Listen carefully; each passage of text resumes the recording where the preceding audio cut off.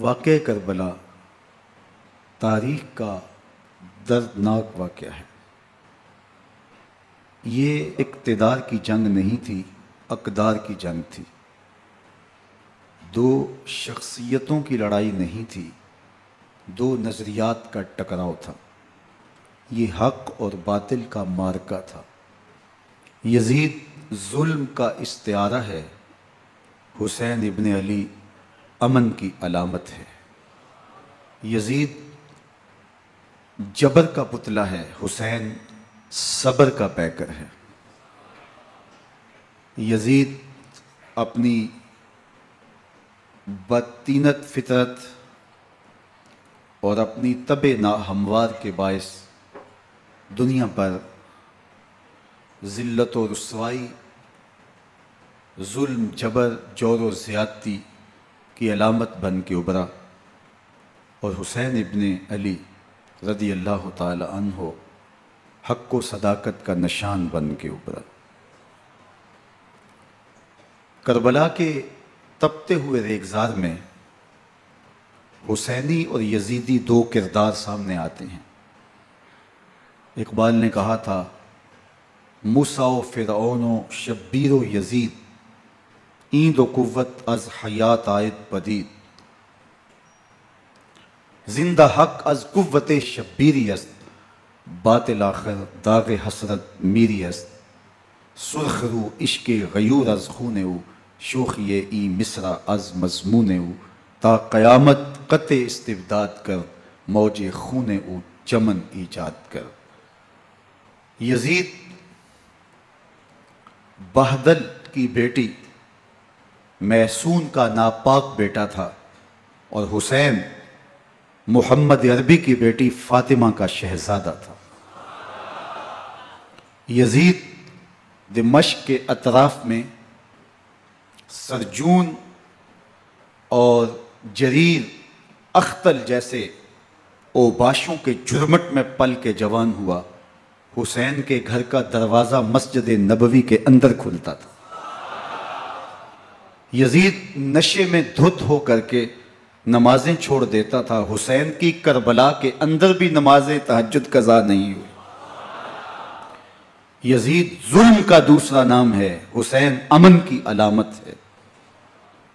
یزید نے زندگی میں ایک مرتبہ حج کیا اور شراب کے مٹکے ساتھ لے کے آیا، اور اختل اور دیگر گویوں اور مغنیوں کو اپنے ساتھ رکھا تاکہ سفر آسانی سے کٹے۔ حسین ابن علی نے 25 حج سواری ہونے کے باوجود پیدل کیے۔ یزید حج بیت اللہ کے بعد مدینہ المنورہ آیا اور شراب کی ایک مجلس بپا کی۔ حضرت امام حسین رضی اللہ تعالی عنہ جب وہاں پہنچے تو شراب کی پھیلی ہوئی بدبو کو محسوس کرتے ہوئے فرمایا، یہ بو کیسی ہے؟ تو نشے میں دھت یزید بولا، یہ شام میں بنتی ہے، اور ایک جام منگوایا اور اس کو پیتے ہوئے دوسرا جام حضرت امام حسین رضی اللہ تعالی عنہ کی طرف بڑھاتے ہوئے کہا، ابا عبداللہ لیجئے۔ تو حضرت امام حسین رضی اللہ تعالی عنہ نے فرمایا، میں اس کی طرف دیکھتا بھی نہیں ہوں، اور پھر وہ عشقی اشعار پڑھنے لگا۔ جب یزید کی شراب نوشی کا منظر امام حسین رضی اللہ تعالی عنہ اپنی آنکھوں سے دیکھ چکے تھے تو مجھے بتاؤ، یزید کے ہاتھ پہ امام حسین کا پاک ہاتھ کیسے آتا؟ حضرت امام حسین رضی اللہ تعالی عنہ جس ماحول میں پلے تھے، جس ماحول میں پرورش پائی تھی، جس ماحول میں رہے تھے، وہ پاکیزہ اور تقدس ماحول تھا۔ اور یزید کبھی اطراف دمشق میں، کبھی غوطہ میں، کبھی الخضرہ محل میں، اور کبھی کہاں داد عیش دیتا رہا اور لہو و لعب کے اندر مصروف رہا، اور اس کی زندگی ان چیزوں سے عبارت تھی۔ وہ محرمات کو حلال قرار دیتا، شراب نوشی اس کی ہڈیوں میں رچی ہوئی تھی، اور شریعت بیضا کا مذاق اڑایا کرتا۔ اور حسین ابن علی رضی اللہ تعالی عنہ کی دوستیاں جن لوگوں سے تھی وہ عبداللہ ابن عباس تھے، عبداللہ ابن عمر تھے، حضرت عبد الرحمن بن ابو بکر رضی اللہ تعالیٰ عنہ تھے، یزید تو جوا کھیلتا رہا، یزید تو قمار بازی کرتا رہا، یزید تو شراب نوشی کرتا رہا، اور حسین ابن علی مسجد نبوی کے ممبر میں حضور کے پہلوؤں میں بیٹھتے رہے۔ زمانے نے وہ منظر دیکھا کہ سرخ رنگ کے جوڑے پہنے ہوئے حسنین کریمین حجرہ فاطمہ سے نکلتے ہیں، کم عمری کی وجہ سے کبھی گرتے ہیں کبھی سنبھلتے ہیں، اور آقا کریم خطبہ ارشاد کر رہے ہیں، خطبہ چھوڑ کے حضور نے شہزادوں کو اٹھا لیا۔ وہ منظر بھی زمانے نے دیکھا۔ حضرت عبداللہ بن شداد کہتے ہیں کہ حضور سجدے میں تھے اور سجدہ اتنا طویل ہو گیا، ہمیں لگا یا تو وحی کا نزول ہو رہا ہے یا پھر اللہ کا حکم آ گیا اور اللہ کے محبوب کی روح قبض کر لی گئی۔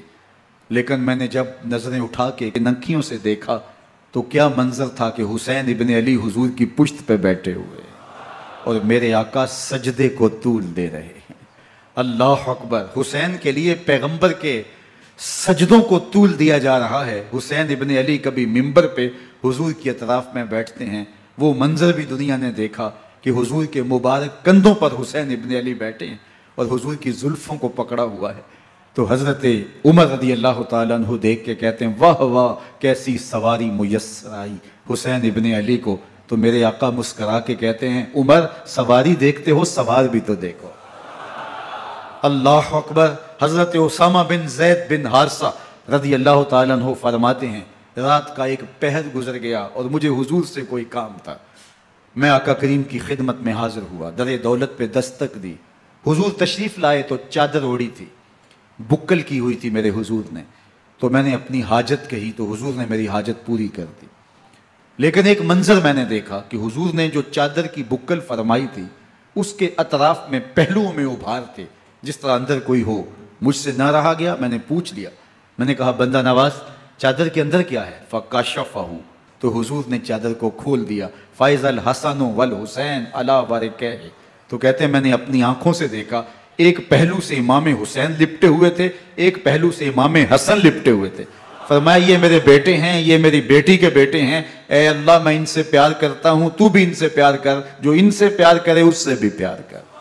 ان کی محبت کا درس دیا، ان کے پیار کا سبق پڑھایا، کہا ان سے پیار کرنے والا میرے سے پیار کرنے والا ہے، ان سے بغض رکھنے والا میرے سے بغض رکھنے والا ہے۔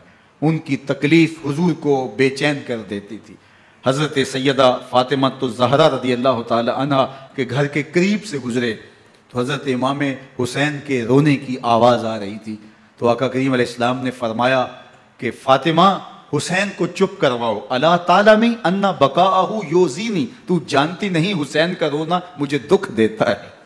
حسین ابن علی کو حضور رونے نہیں دیتے تھے، ان کو دکھی نہیں ہونے دیتے تھے، کیونکہ رسول اللہ صلی اللہ علیہ وسلم جانتے تھے کہ یہ کتنے دکھ سہے گا، کتنی تکلیفوں سے گزرے گا اور کتنے مصائب سہے گا۔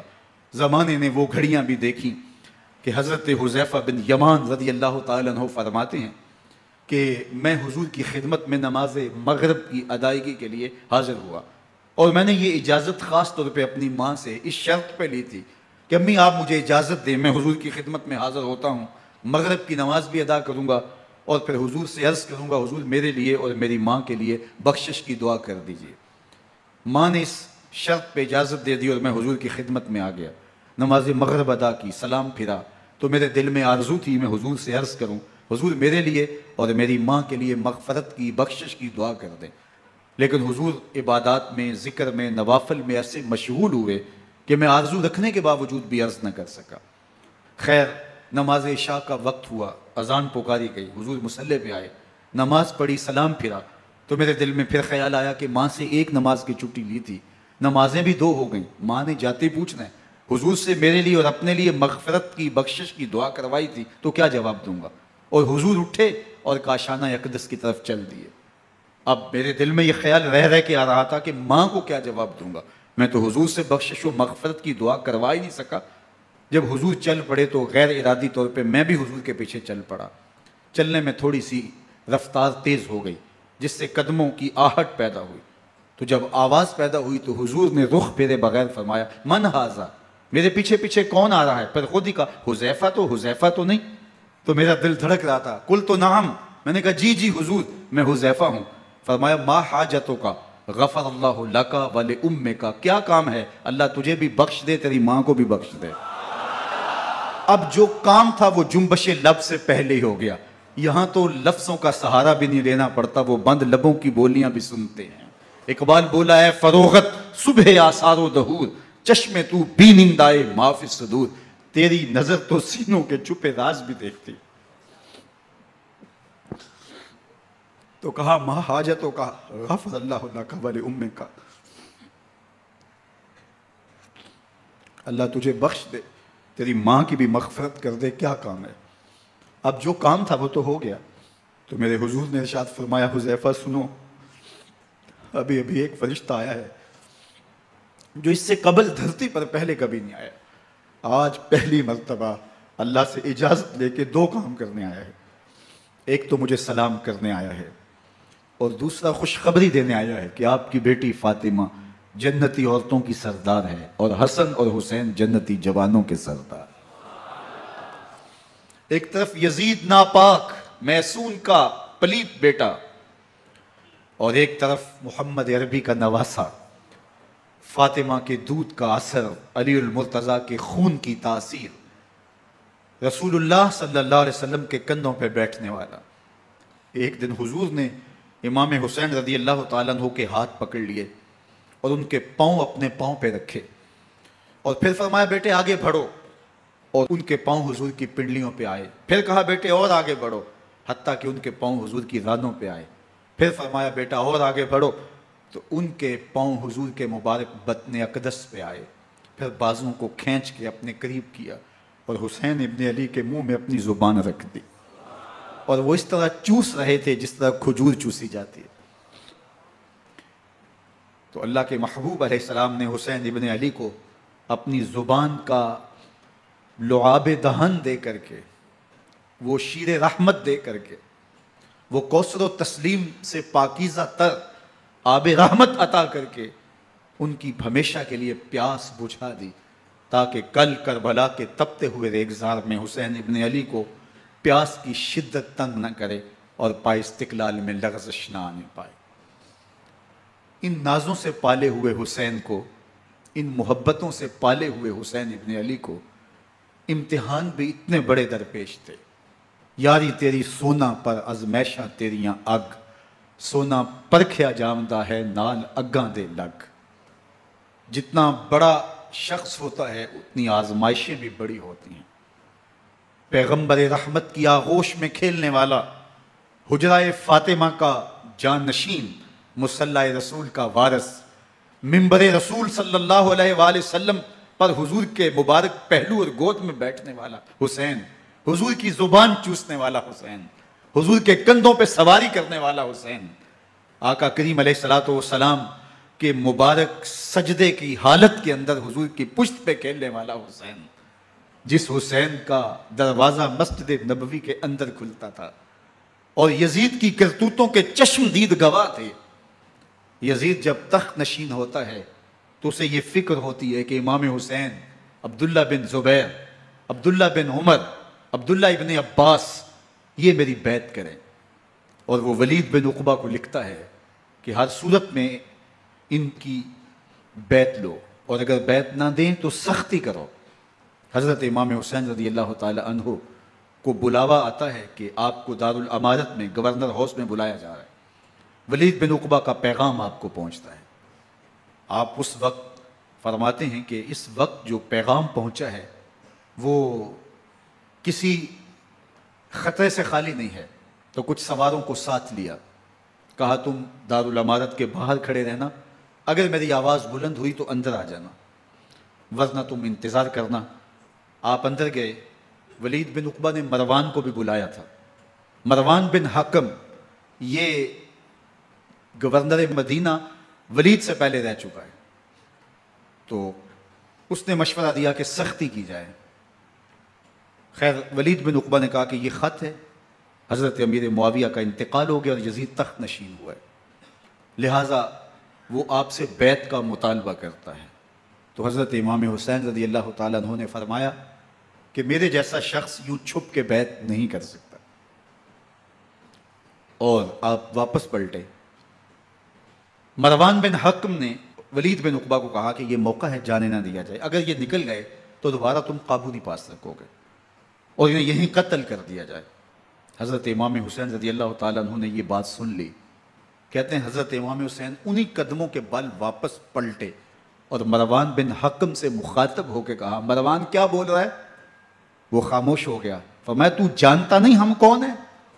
آنا حسین ابن علی ابن ابی طالب، میں حسین ہوں، میں علی کا بیٹا ہوں، ہمارے گھر میں قرآن اترتا رہا ہے، وحی کا نزول ہوتا رہا ہے، اور یزید فاسق ہے، فاجر ہے، مسلمانوں کا قاتل ہے اور شرابی ہے، میں ڈنکے کی چوٹ پہ یزید کی بیعت سے انکار کرتا ہوں۔ بس حیدری کچھار سے محمدی شیر نکل آیا۔ اب اوسان خطا ہو گئے، راستہ چھوڑ دیا، واپس آئے، سیدہ زینب سے ملے، کہا مدینے کو چھوڑنا پڑے گا۔ کہا بھیا کیا ہوا؟ کہا یزید بیعت لینے پہ مصر ہے اور میں کسی صورت بھی بیعت نہیں کروں گا۔ رسول اللہ کا مدینہ ہمارے خون سے لالازار بنے گا، میں نہیں چاہتا کہ حضور کے شہر نور کی حرمت پامال ہو۔ دوستو وہ کیسا منظر ہوگا جب حسین ابن علی نے آخری حاضری حضور کے روضے پہ دی ہو۔ حاجی یا معتمر 10 دن کے لیے، 8 دن کے لیے، 20 دن کے لیے مدینہ المنورہ عارضی سکونت اختیار کرتا ہے اور حضور کے روضہ انور سے، اس شہر نور سے، ان گلیوں سے، ان بام و در سے ایسا مانوس ہو جاتا ہے کہ جب واپس پلٹ رہا ہوتا ہے ان دعاؤں کے ساتھ کہ دوبارہ آنا بھی نصیب ہو، اور اسے لگتا ہے کہ میں دوبارہ بھی بلایا جاؤں گا، لیکن اس کے باوجود شہر حبیب چھوڑنا قیامت سے کم نہیں ہوتا۔ اعظم چشتی مرحوم آخری بار جب حضور کے روضہ انور پہ گئے تو بیمار تھے، ویل چیئر پہ تھے۔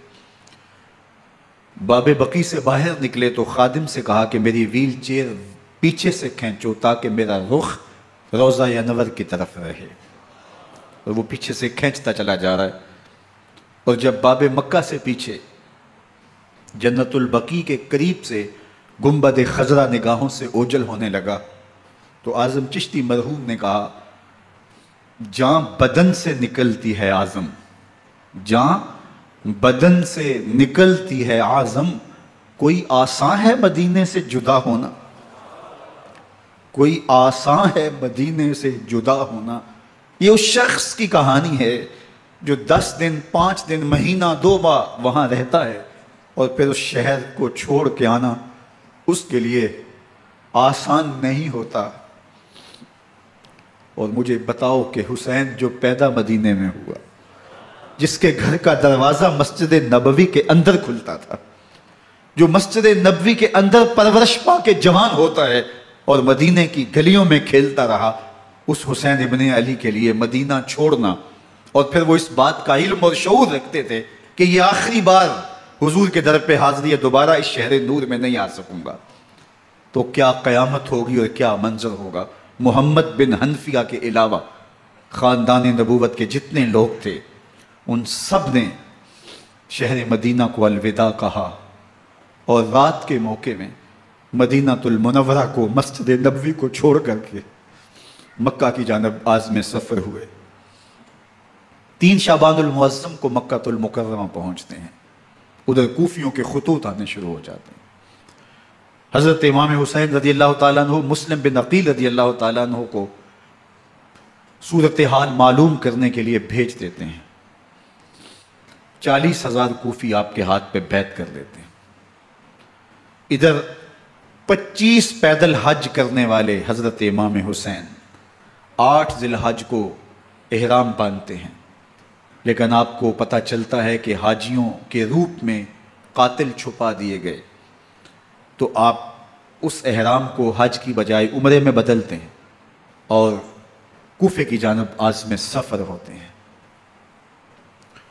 کائنات والو ذرا سینے پہ ہاتھ رکھ کے دیکھو کہ یہ کتنا مشکل مرحلہ تھا۔ اس دین کی آبرو کو بچانے کے لیے حضرت امام حسین رضی اللہ تعالیٰ عنہ نے کتنا بڑا قدم اٹھایا۔ آپ کے بہی خواہ دوست احباب عبداللہ بن عمر یہ سارے روکتے ہیں. عبداللہ بن عباس کہتے ہیں حضرت نہ جائیے. الکوفی لا یوفی، کوفی کبھی وفا نہیں کرتے. آپ کے والد کو وہاں شہید کیا گیا، لیکن آپ ایک فرض کو نبھانے جا رہے ہیں. میرے غم گسارو میرے مہربانوں، نہ روکو مجھ کو جانے دو. مجھے نانے کے دی کی ڈوبتی کشتی بچانے دو. میں جاتا ہوں کہ دنیا پر وفا کا نام رہ جائے. میں رہوں نہ رہوں پر عظمت اسلام رہ جائے. میں نہیں جاتا تو نبی کے گھر کی آن جاتی ہے. میں نہیں جاتا تو نبی کے گھر کی آن جاتی ہے. تمہارا دین جاتا ہے، میری غیرت ایمان جاتی ہے. حضرت امام حسین یہاں سے چلتے ہیں، ابھی راستے میں ہی پہنچتے ہیں کہ یہ خبر آتی ہے کہ کوفے والوں نے بے وفائی کر دی. حضرت مسلم بن عقیل رضی اللہ تعالیٰ عنہ کو شہید کر دیا گیا. نعمان بن بشیر معزول کر دیے گئے. ابن مرجانہ ابن زیاد وہاں متعین کر دیا گیا، جو سخت گیر شخص تھا، اور اس نے لوگوں کو ڈرایا دھمکایا اور کوفے کے لوگوں کے دل بدل گئے اور وہ بیتیں توڑنے لگے. وہ منظر مسجد کوفہ کا کتنا دلگداز تھا. جب امام نماز کے لیے کھڑے ہوئے تو 40,000 لوگ آپ کے پیچھے تھا. جب سلام پھیرا اور امام نے دیکھا کہ پیچھے لوگ نہیں ہیں، پھر لوگوں نے اپنے دروازے بھی بند کر لیے. رات کی تنہائیاں ہیں اور حضرت مسلم بن عقیل کو کوئی پناہ دینے والا نہیں. لوگوں نے دروازے بند کر لیے کہ کہیں ہمارے گھر میں نہ آ جائیں اور ہم مشقت اور حکومتی تشدد کا شکار نہ ہوں. کتنا دردناک لمحہ ہے حضرت مسلم بن عقیل رضی اللہ تعالیٰ عنہ پہ. اور پھر حضرت مسلم بن عقیل بے دردی سے شہید کر دیے جاتے ہیں. آپ ابھی راستے میں ہیں، یہ ساری کہانی پہنچتی ہے کہ حضرت مسلم شہید کر دیے گئے اور بے دردی سے شہید کر دیے گئے. وہ جنہوں نے خط لکھے تھے کہ ہم آپ کے ساتھ ہیں اور ہم منتظر ہیں، چشم برا ہیں، آپ کے قدموں کی چاپ سننے کے لیے بےتاب ہیں، آج انہوں نے بیتیں توڑ دی. 40,000 کوفی منحرف ہو گئے. مسجد کوفہ کا وہ منظر کس قدر روح کو تڑپا دینے والا تھا. ہم پچھلے سال عصر اور مغرب کے درمیان جب کوفہ پہنچے تو سورج ڈوبنے کے قریب تھا. میں نے اپنی زندگی میں اتنا اداس موسم کہیں نہیں دیکھا جتنا اداس موسم کوفے میں دیکھا. ایسے لگتا تھا جس طرح کوفے کی آب و ہوا آج بھی شرمندہ ہے. جو مسلم بن عقیل اور خاندان نبوت کے ساتھ اہل کوفہ نے کیا. حضرت امام حسین رضی اللہ تعالیٰ عنہ کو ان کے بہی خواہوں نے، اعزا نے، اقربا نے، دوستوں نے، آوان و انصار نے، ساتھیوں نے کہا کہ حضرت حالات یکسر تبدیل ہو گئے، اب ہمیں مراجعت کر جانی چاہیے، واپس پلٹ جانا چاہیے. تو حضرت امام حسین کافی سوچ بچار میں رہے. پھر اس کے بعد آپ نے فیصلہ کیا کہ ہم آگے بڑھیں گے. دوستوں نے کہا کہ حضرت اگر آپ آگے بڑھیں گے تو ہمیں لگتا ہے کہ وہ آپ کے ساتھ سلوک اچھا نہیں کریں گے اور آپ بچوں کے سامنے پیاس سے شہید کر دیے جائیں گے.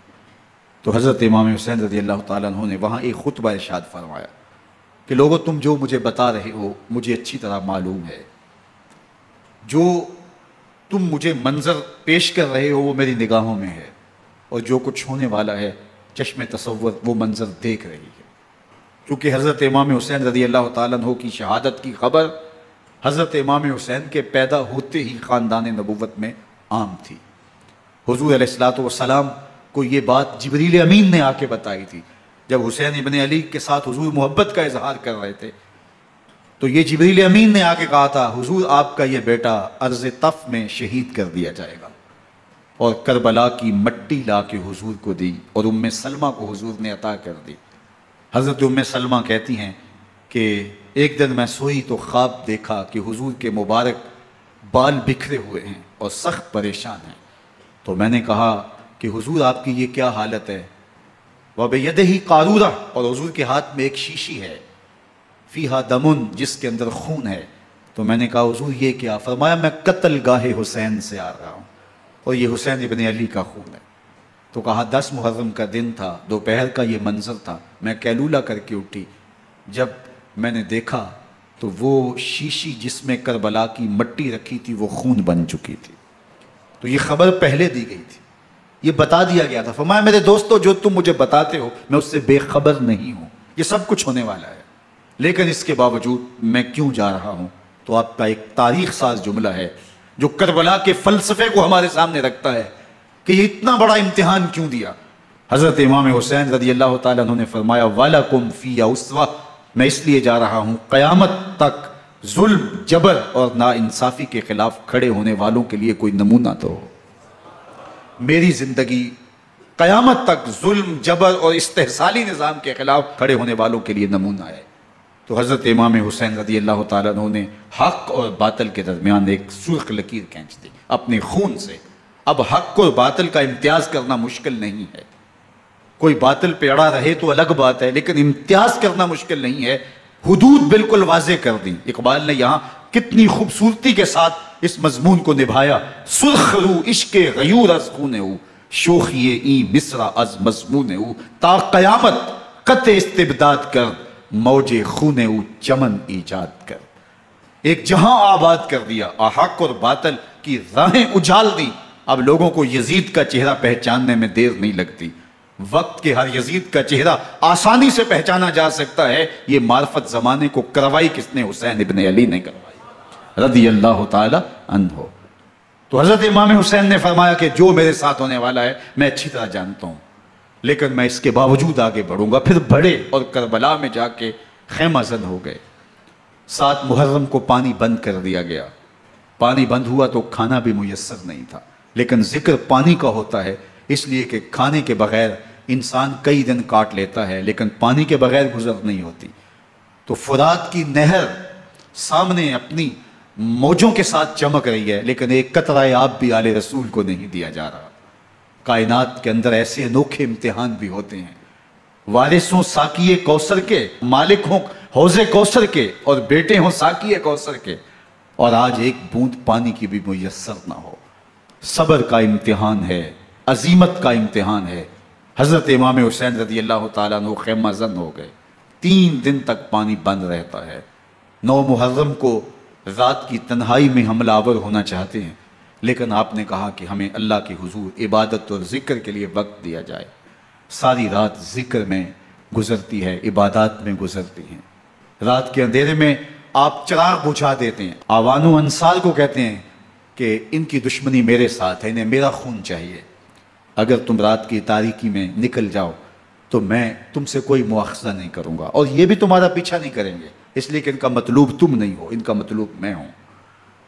جب چراغ جلایا تو کوئی بھی نہیں گیا. مسلم بن نوسجہ کھڑے ہو کے کہتے ہیں حضرت اگر ہمارے بدن کو 70 بار کاٹا جائے اور جلایا جائے اور ہواؤں میں اڑا دیا جائے پھر بھی آپ کا ساتھ نہیں چھوڑیں گے.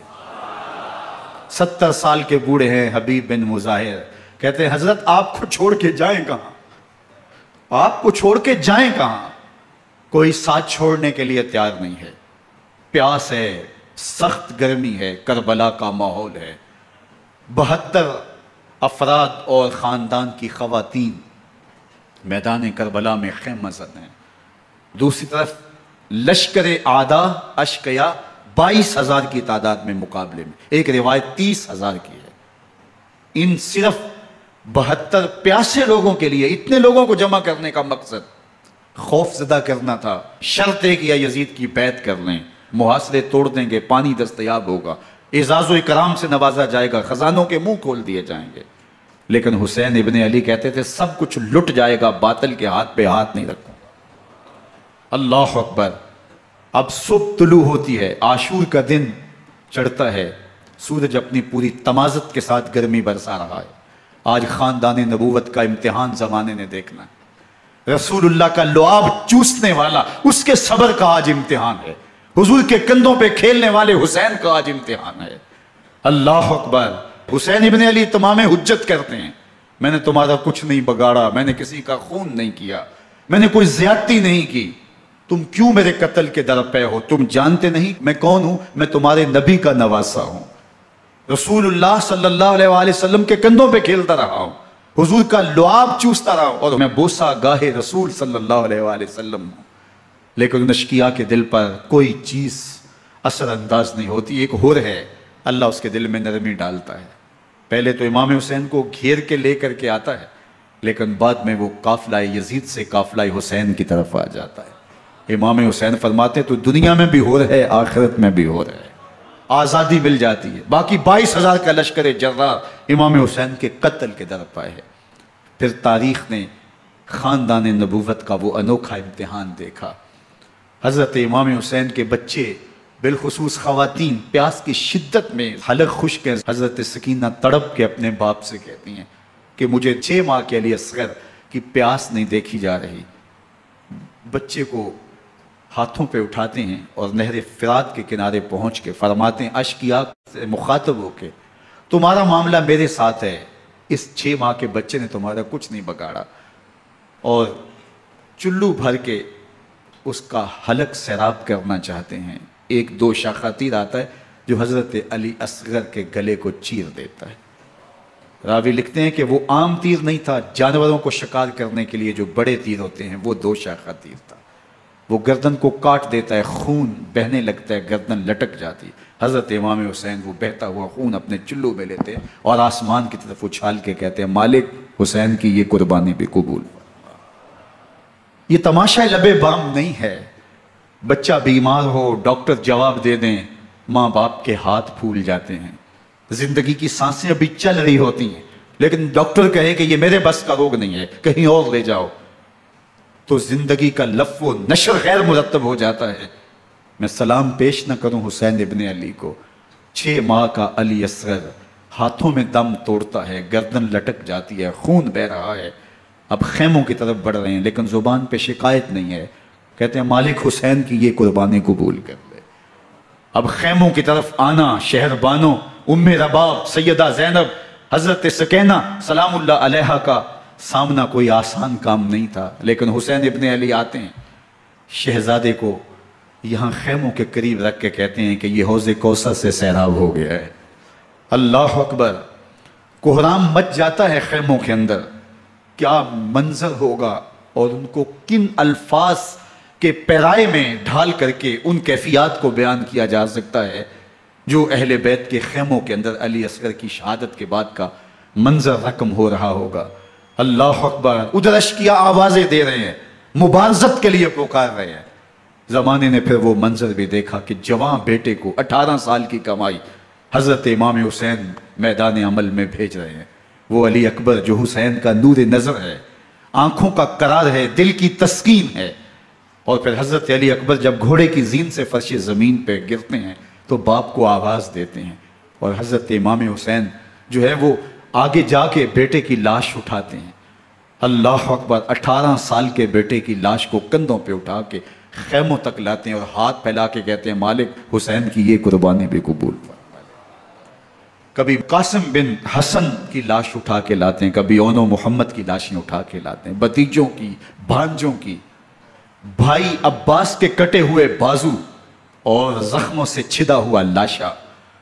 کیا کیا قیامتیں تھیں جو اس کربلا کے ایک میدان کے اندر نہیں توڑی گئیں۔ حضرت امام حسین پر دکھ پہ دکھ، تکلیفوں پہ تکلیفیں۔ اب 71 لاشیں اٹھا کے خیموں تک پہنچا چکے، اور ادھر مبارزت کی دعوت دی جا رہی، آؤ میدان عمل میں آؤ، اب دیر کیوں کر رہے ہو۔ رسول اللہ کا حرم، رسول اللہ کی شہزادیاں جو نازوں میں پلی تھی، وہ کلیاں جو شبنم کا بوجھ بھی گوارا نہیں کر سکتی تھی، آج مصیبتوں کے پہاڑ ٹوٹ گئے۔ حضرت امام حسین کبھی شہربانوں کو، کبھی ام رباب کو دلاسا دیتے ہیں، کبھی حضرت زینب کو کہتے ہیں۔ حضرت زینب کربلا کے اس میدان کے اندر بڑے حوصلے کے ساتھ اپنے بھائی کے ساتھ کھڑی رہی، اپنے 2 بیٹے راہ خدا میں پیش کیے، ان کی لاشیں وصول کی، لیکن زینب جس جرأت کے ساتھ، جس پامردی کے ساتھ اس سارے منظر کو حوصلے کے ساتھ سہتی رہی، وہ یقیناً حوصلہ سیدہ زینب سلام اللہ علیہا کا ہی ہے۔ لیکن یہ وہ منظر تھا کہ زینب کا دل بھی ڈول گیا جب حسین ابن علی گھوڑے پہ بیٹھنے لگے، ان کو گھوڑے میں بٹھانے والا کوئی نہیں تھا، اور جو بھی سوار جاتا پھر واپس اس کی لاش ہی آتی اور حسین ابن علی لے کے آتے۔ آج حسین ابن علی جا رہے ہیں، زندگی کا سارا سرمایہ لٹ رہا ہے، حضرت زینب سلام اللہ علیہا سنبھل نہیں رہی۔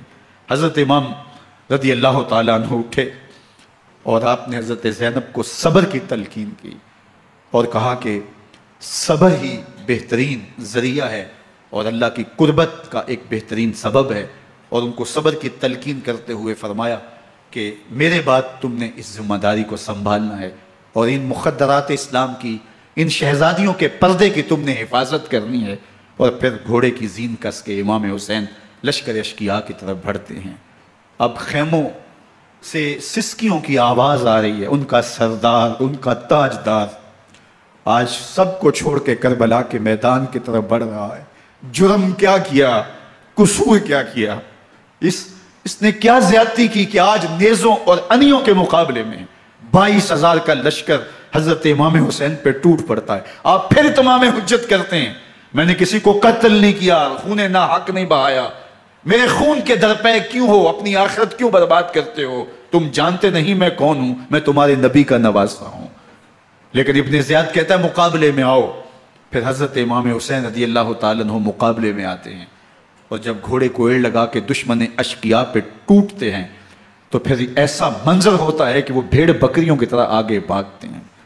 71 زخم کلیجے پہ لیے شجاعت کا یہ پیکر جب میدان میں آتا ہے، آواز آتی ہے یہ کون ذی وقار ہے، بلا کا شاہ سوار ہے، لباس ہے پھٹا ہوا، غبار سے اٹا ہوا، تمام جسم نازنی چدا ہوا کٹا ہوا، یہ نبی کا نور عین ہے، یہ بال یقین ہے، یہ حسین ابن علی رضی اللہ تعالیٰ عنہ۔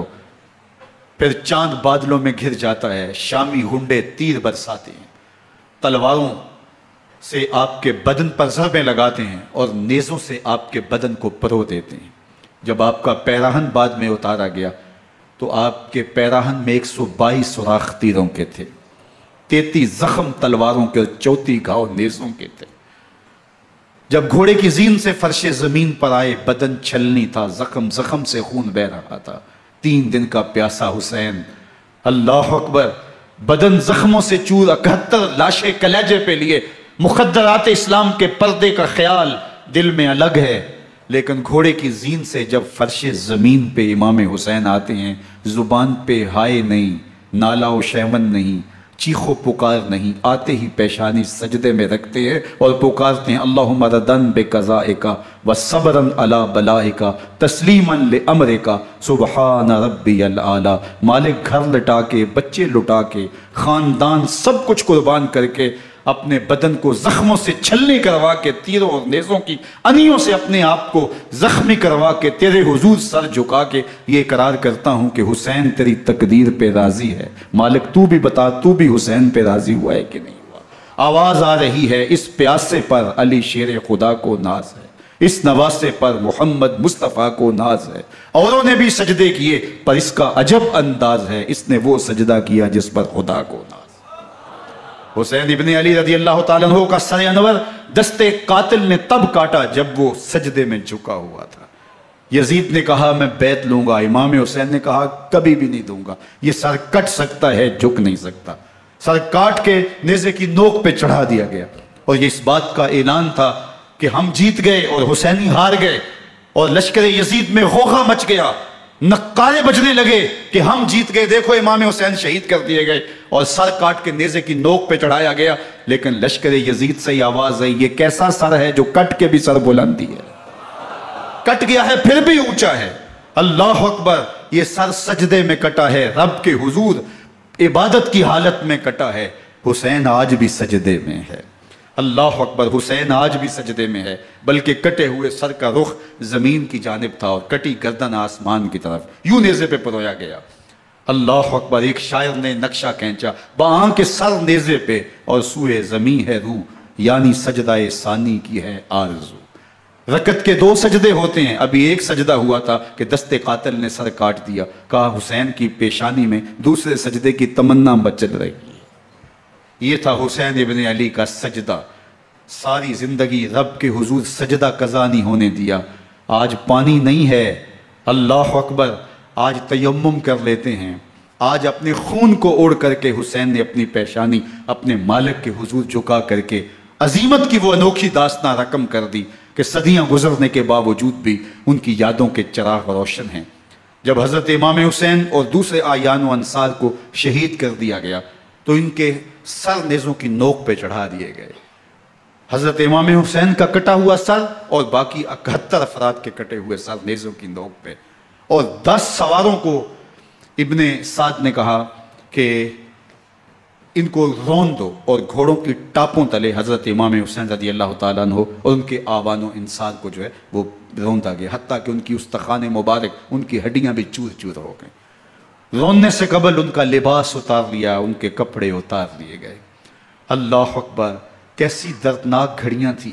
یزید کا صرف یہی بد کرداری کا مرحلہ نہیں تھا، اس کربلا کے صحرا کے اندر یزید نے جس طرح امام حسین رضی اللہ تعالیٰ عنہ کو شہید کیا اور حضرت امام حسین کے خاندان کو شہید کیا، جب مدینہ المنورہ پر یزید نے مسلم بن عقبہ کو مقرر کیا، جس کو بزرگوں نے مصرف بن عقبہ کہا ہے، تو اس کو کہا 3 دن تک مدینے کا حرم تمہارے لیے حلال ہوگا، جو چاہو تم کرنا، اور شامی فوجوں کو اجازت ہوگی۔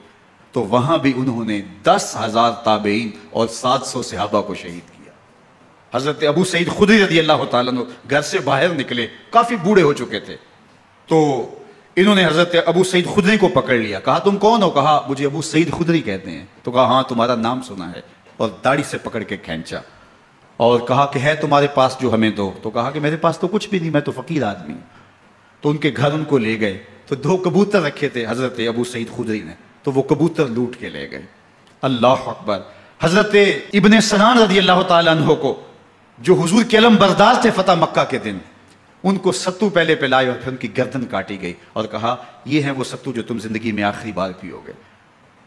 ایک گھر میں داخل ہوئی شامی فوج، تو ایک خاتون کے ابھی بچہ پیدا ہوا تھا، اور قابلہ نے، دائیا نے وہ بچہ ماں کی چھاتی پہ لٹایا، اور وہ ماں کا پہلا دودھ پی رہا تھا۔ تو یہ جا کے کہنے لگے نکالو تمہارے پاس جو کچھ ہے۔ تو اس خاتون نے کہا تم جانتے ہو یہ بچہ کون ہے؟ تو انہوں نے کہا ہم نہیں جانتے۔ کہا یہ حضرت ابن ابی کبشہ انماری رضی اللہ تعالیٰ عنہ کا بچہ ہے، اور یہ وہ صحابی ہیں کہ جو بیت الشجرہ کے موقع پہ حضور کے ہاتھ پہ بیعت کرتے ہیں۔ انہوں نے اس چیز کا لحاظ نہ کیا کہ جو کچھ ہے وہ ہمیں دو، ورنہ تیرے بچے کو نہیں چھوڑیں گے۔ تو ماں بچے سے مخاطب ہو کے کہتی ہے، ابھی بچہ پیدا ہوا ہے اور ماں سے پہلا دودھ پی رہا ہے، کہ بیٹے اگر میرے پاس کچھ ہوتا، وہ قیمتی سے قیمتی چیز بھی ہوتی، تیری جان کے لیے قربان کرتی، لیکن اس وقت میرے پاس کچھ ہے نہیں۔ تو ایک شکی آگے بڑھا اور بچے کو ایک ٹانگ سے پکڑ کے کھینچ کے دیوار کے ساتھ پٹک کے مارا، جس سے دماغ کا بھیجا نکل گیا۔ کیا کیا زیادتیاں نہیں کی۔ 700 صحابہ حرہ کے واقعہ میں شہید کیے یزید نے، اور 10,000 تابعین شہید کیے۔ مسجد نبوی میں ممبر رسول کے ساتھ گھوڑے باندھے، اور وہ ممبر رسول اور مصلی رسول کے قریب لید کرتے رہے۔ حضرت سعید بن المسیب فرماتے ہیں میں نابینا تھا اور حضور کے روضہ انور کے پاس بیٹھا تھا، اور یزید کے سپاہی آتے، جو بھی مسجد میں نظر آتا پکڑ کے لے جاتے، مجھے نابینا سمجھ کے چھوڑ دیتے، لیکن میں پریشان تھا کہ ظہر کا وقت ہوگا، عصر کا وقت ہوگا، مغرب عشاء کا وقت ہوگا، نہ اذان نہ اقامت نہ جماعت، تو کیسے مجھے پتہ چلے گا کہ نماز کا وقت ہو گیا، اور کیسی میری نمازوں کا کیا بنے گا؟ میں اس فکر میں بیٹھا تھا۔ لم ازل اسمع الاذان والاقامت من قبل رسول اللہ صلی اللہ علیہ وآلہ وسلم۔ فرماتے جب بھی پھر نماز کا وقت آیا، گنبد خضرا سے اذان کی بھی آواز آئی، اقامت کی بھی آواز آئی۔ 3 دن تک مسجد نبوی کے اندر گھوڑے بندے رہے، اور مدینہ کی حرمت پامال کی۔ مدینہ کے گھروں کے اندر یہ بد کماش داخل ہوئے، اور جو بدکاریاں انہوں نے کی، کلیجہ منہ کو آتا ہے۔ 1002 شیزائیں ان بدکاروں کی بدکاریوں کی وجہ سے کنواری حالت کے اندر حاملہ ہوئی۔ 3 دن تک مدینے کا حرم انہوں نے پامال کیا، اور پھر مکہ المکرمہ میں کعبہ اللہ پر گولے برسائے، اور کعبہ کا غلاف جل گیا۔ وہ تو یزید مر گیا، حضرت عبداللہ ابن زبیر رضی اللہ تعالیٰ عنہ نے اپنی خلافت کا اعلان کیا۔ یزید کے یہ کرتوت تھے، ادھر اہل مدینہ کو ستایا، ادھر اہل مکہ کو ستایا، اور رسول اللہ صلی اللہ علیہ وسلم کے خانوادے کی بے حرمتی اور توہین کی۔ نہ صرف انہیں قتل کیا گیا، ان کی لاشوں پہ گھوڑے دوڑائے۔ ابن سعد اور شمر جو ہے وہ خیموں میں داخل ہوا اور مخدرات اسلام کی چادریں چھیننے کی کوشش کی۔ حضرت زینب سلام اللہ علیہ نے مخاطب ہو کے کہا ہمارے چہرے کے رکھوالے چلے گئے ہیں، ظالم تو خیال نہیں کرتا ہم رسول اللہ کی بیٹیاں ہیں۔ حضرت شہربانو، حضرت زین العابدین اور حضرت زینب سلام اللہ علیہم، ان تینوں کو ایک اونٹ پہ باندھا گیا، اور باقی اونٹوں پہ باقی سادات کو، حضور کی شہزادیوں کو باندھا گیا، رسیوں میں جکڑا گیا، اور اونٹوں پہ باندھ کر کے کوفے کی جانب آگے آگے شہیدوں کے سر چل رہے ہیں اور پیچھے یہ قافلہ چل رہا ہے. اور جب یہ قافلہ وہاں سے گزرا جہاں لاشیں پڑی تھی، امام زین العابدین 14 سال کے تھے اور بیمار تھے اور ان کا حوصلہ نہ ہوا، وہاں غشی ان کے اوپر آنے لگی. اور وہ منظر ابن کثیر نے، باقی لوگوں سب نے لکھا ہے کہ پھر جب ان کی یہ حالت ہوئی تو پھر سیدہ زینب سلام اللہ علیہا، جنہوں نے ابھی تک بڑے حوصلے کے ساتھ ساری مشکلات کا مقابلہ کیا تھا، اب ان کے بندن ٹوٹ گئے اور آنکھوں سے آنسو بہنے لگے. اور سیدہ زینب تھے امام حسین رضی اللہ تعالیٰ عنہ کی لاش پہ کھڑے ہو کے، اور وہ روندی ہوئی لاش، ٹوٹی ہوئی ہڈیاں اور وہ بڑا بدن، کٹا ہوا سر نیزے کی نوک پہ اور لاش یہ پڑی ہے. تو حضرت سیدہ زینب نے مدینے کی طرف منہ کر کے جو ہے وہ حضور سے فریاد کی، یا محمد آہو، یا محمد آہو، ھذا حسین بالآراء مزمل بالدماء، یا محمد آہو بناتوں کا سبایا. یا رسول اللہ، اے پیارے آقا، یا جدہ ہو، اے ہمارے نانا محترم، یہ دیکھیے آپ کا حسین پڑا ہوا ہے، بدن سے کپڑے اتار لیے گئے، خاک ہوائیں اڑا رہی ہیں اور اس کے اوپر چادر جو ہے وہ مٹی کی پڑ گئی ہے. حضور آپ کی اولاد کاٹ دی گئی. اور پھر کہا بناتوں کا سبایا، حضور دیکھیے آپ کی بیٹیوں کے ہاتھ باندھ دیے گئے ہیں، اونٹوں پہ کس دیا گیا ہے، سر شہیدہ آگے آگے چل رہے ہیں اور حضرت سیدنا امام حسین کا آگے آگے سر ہے. راستے کے اندر ایک جگہ آئی، رات گزری اور ان کو اتارا گیا. رات کا موقع تھا، ایک خاتون آئی اور اس نے کوئی کھانا پیش کیا ان کو اور کہا کہ میں کسی زمانے میں حضرت سیدہ فاطمہ الزہرا کی نوکری کیا کرتی تھی، ان کی لونڈی تھی، ان کی کنیز تھی، اور آج مجھے پتہ چلا کہ آپ لوگ گزر رہے ہیں تو میں نے کہا کہ میں اپنی مخدومہ کے خاندان کی خدمت کروں. اور پھر اس نے کہا کہ اس وقت سیدہ کی گود میں ایک 6-7 ماہ کی بچی تھی جس کو زینب کہا کرتے تھے. تو سیدہ زینب نے کہا کہ اماں اگر پہچانتی ہو تو وہ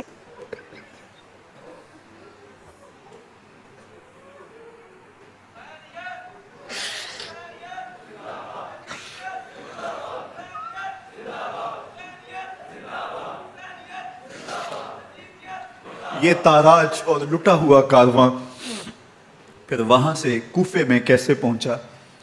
اور کوفے کے اندر سیدہ زینب سلام اللہ علیہا نے وہ یزید کے دربار میں، ابن زیاد کے دربار میں وہ جرأت آمیز جو باتیں کہیں، اللہ اکبر، زینب کی زبان میں علی کی خطابت بول رہی تھی. اور پھر دشمن اور دوست سارے رونے لگے اور وہ کیا دل گداز منظر تھے. اور پھر یہ سروں کا قافلہ اور سادات کرام کا مشکیں کسی ہوئی ہیں اور اونٹوں پہ باندھے ہوئے، ان کو وہاں سے پھر قادسیہ اور قادسیہ سے پھر دمشق یزید کے دربار میں پہنچایا گیا. اور وہاں سے یہ لٹے ہوئے خانمہ برباد تاراج لوگ مدینہ المنورہ میں کیسے پہنچے اور اہل مدینہ نے کیسے استقبال کیا. اور وہ منظر کتنا دلگداز تھا جب اہل مدینہ زینب سے پوچھتے تھے زینب حسین کہاں ہے.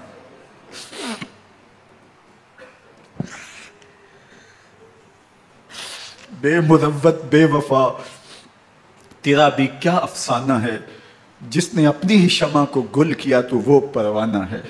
اپنے پیغمبر کے شہزادوں کو اور اپنے پیغمبر کی شہزادیوں کو جو دکھ اس امت نے دیے، یہ کائنات کی ایک انوکھی داستان ہے. اللہ ہمیں اسوہ شبیری پہ عمل کی توفیق عطا کرے اور ان کے نقوش پاک کی برکتیں دے. اہل بیت کی محبت ہماری روحوں میں جذب کر دے اور جس عظیمت کے ساتھ، جس حوصلے کے ساتھ انہوں نے دکھوں کو جھیلا، جو دہکتی آگ کے شعلوں پہ سویا وہ حسین، جو جواں بیٹے کی میت پر نہ رویا وہ حسین، جس نے سب کچھ کھو کے کچھ نہ کھویا وہ حسین، مرتبہ اسلام کا جس نے دوبالا کر دیا، خون نے جس کے دو عالم میں اجالا کر دیا، جو کہ سوزے غم کو سانچے میں خوشی کے ڈھال کے مسکرایا موت کی آنکھوں میں آنکھیں ڈال کے. اے حسین ابن علی تم پر سلام، نازش آل نبی تم پر سلام. ذرا میرے ساتھ یہ پڑھ لیجئے، اے حسین ابن علی تم پر سلام، نازش آل نبی تم پر سلام، تم پہ لاکھوں رحمتیں لاکھوں سلام. اے شہیدان محبت کے امام، لالا گوں لالا بدن لالا کفن، اے چمن اندر چمن اندر چمن زندگی ہی زندگی تیری حیات، اے حیات اندر حیات اندر حیات، افتخار ملت بیضا ہے تو، رب کعبہ کی قسم یکتا ہے تو۔